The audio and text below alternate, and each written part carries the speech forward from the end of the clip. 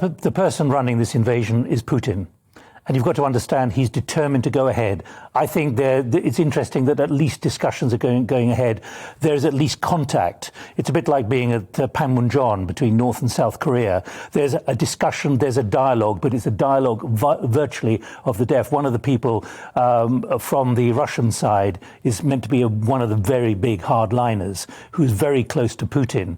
Now, why do I say that? Because in the end, Putin is determined to plough ahead with everything that he's planned over the last 20 years, which is why I think this expectation that somehow diplomacy is going to produce something is, frankly, has no chance at all. Yeah. Because Putin at the moment has no reason to accept that what he's been planning to do for 20 years. And do you accept that briefing that went out last night from UK military intelligence that he only agreed to the humanitarian corridors to buy time while he reassembled the convoy that Stuart, you and I have just been talking about? I'm not sure I buy that, but given the kind of discussions which would have to go ahead with the Russian military, I can see why it didn't work. But let me put another point to you, if I may.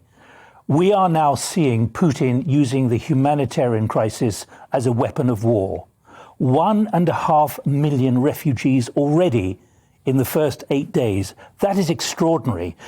If we'd gone to Kiev 2 weeks ago, it would have been a bustling town, a bustling city of 3 million.